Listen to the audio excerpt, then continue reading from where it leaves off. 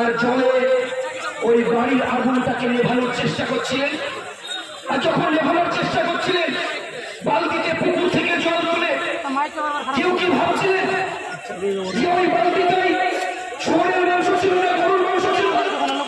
কেউ কি ভাবছিলেন ওই বালতিটা হিন্দুর না মুসলিমের না খ্রিস্টানের? কেউ কি ভাবছিলেন ওই বালতিটা সিপিএম এর না কংগ্রেসের না তৃণমূল না বিজেপি?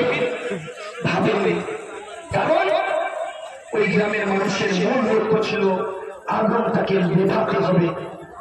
তাই গোটা পশ্চিম বাংলায় গোটা ভারতবর্ষের মাটিতে আজকে আগুন লেগেছে। এই আগুনকে নেভানোর জন্য কোনটা হাতের ঝান্ডা কোনটা কাছের ঝান্ডা দিয়ে দেওয়া হলো। একজনকে পার্লামেন্টে পাঠান আর একজনকে বিধানসভায় পাঠান মানুষের অধিকারকে ফিরিয়ে আনার জন্য। আজকে আমাদের যখন এমপি ছিল এই গরিব খেতে খাওয়া এমপি মানুষের জন্য ফ্ল্যাট সেন্টার তৈরি করেছিলাম। সেই ফ্ল্যাট সেন্টারে আজকে বিএসএফের ক্যাম্প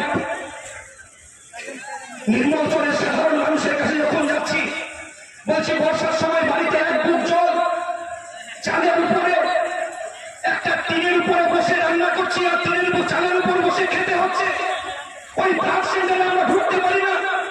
আমরা বলছি মোহাম্মদ সেলিমকে জেতান, আঞ্জু বেগমকে জিতান, জনগণের ফ্ল্যাট সেন্টার আমরা দখল করব। আজকে ভগবানগোলা এলাকায় 11 বছর হয়ে গেল বামফ্রন্ট সরকার থাকার সময় জমি কেনা হয়েছিল। এই ভগবানগোলা এলাকায় আইটিআই কলেজ তৈরি করেছে, এই কলেজ হলো না, ডিগ্রি কোর্স কলেজ হলো না, কেন হলো না কনফার্ম দেবে না। আজকে বাংলাদেশের বড় এলাকায় জিরো পয়েন্টের যে সমস্যা, জিরো পয়েন্টের যে জমি আছে, আমার কৃষকরা চাষ করতে পারছে না। কেন করতে পারছে না? তার মূল কারণ হচ্ছে বিএসএফ যে অত্যাচার করছে। আরে আবু তাহের খান সাহেব একদিন পার্লামেন্টে বক্তৃতা করতে গেলেন, গিয়ে আবার বিএসএফ এর পক্ষে কথা বললেন, জনগণের পক্ষে কথা বললেন না। আমরা বলছি মোহাম্মদ সেলিমকে জিতিয়ে বিএসএফ এর সমস্যা রক্ষা হবে। উপর বাংলার যারা আত্মীয় আছে, আত্মীয় স্বজনদের সঙ্গে যোগাযোগ করতে পারি না, তাদের সঙ্গে মেলবন্ধন তৈরি হবে। মোহাম্মদ সেলিমকে জিতিয়ে পার্লামেন্টে পাঠান।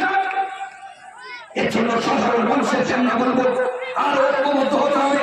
সমস্ত খেটে খাওয়া মেহনতি মানুষকে আরো ঐক্যবদ্ধ করার নাও ভালো একটা বিরাট যুদ্ধ আমরা নেমেছি। এই যুদ্ধে যেন আমাদের এক পা পিছিয়ে না যায়, এটা আমাদের মাথায় রাখতে হবে। এই বিরাট যুদ্ধে আমরা নেমেছি, সেই যুদ্ধে আমাদের যেন হাঁটু না কাঁপে। এই